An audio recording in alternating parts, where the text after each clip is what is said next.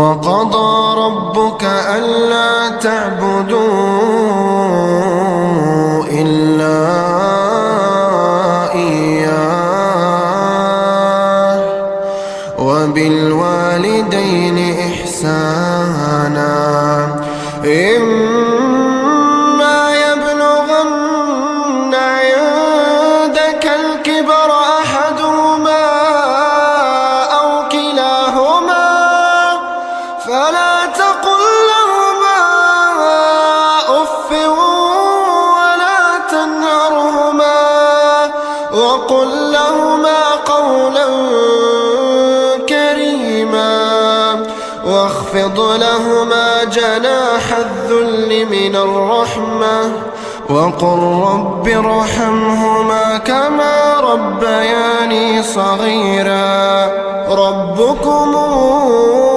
أعلم بما في نفوسكم إن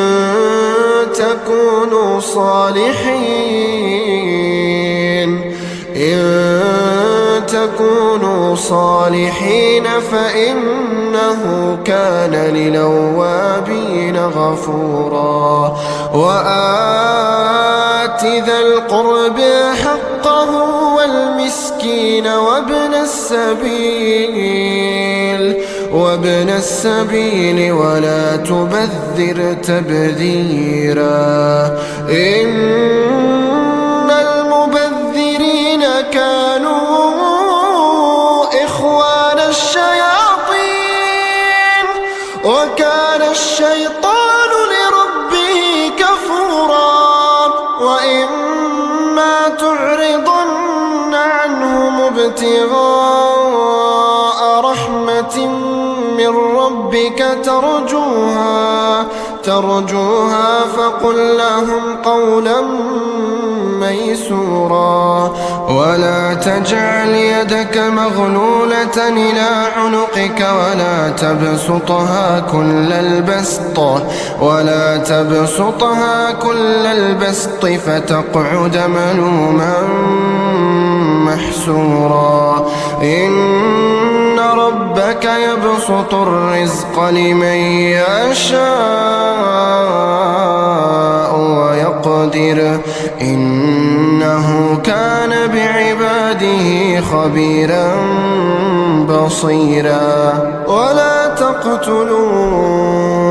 أولادكم خشية إملاق نحن نرزقهم وإياكم إن قتلهم كان خطأ كبيرا ولا تقربوا الزنا إنه كان فاحشة وساء سبيلا ولا تقتلوا النفس التي حرم الله إلا بالحق ومن قتل مظلوما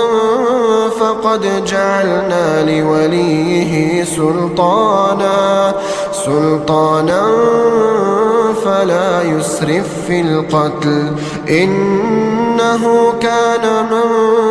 منصورا ولا تقربوا مال اليتيم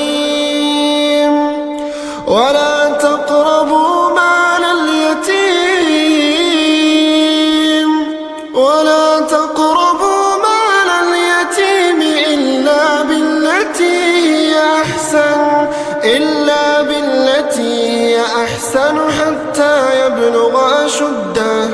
وأوفوا بالعهد إن العهد كان مسؤولا وأوفوا الكيل إذا كلتم وزنوا بالقسطاس المستقيم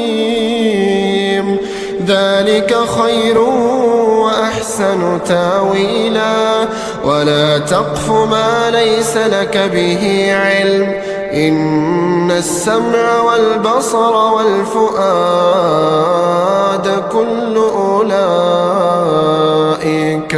كل أولئك كان عنه مسؤولا ولا تمش في الأرض مرحا ولا تمش في الأرض مرحا إنك لن تخرق الأرض ولن تبلغ الجبال طولا كل ذلك كان سيئة عند ربك مكروها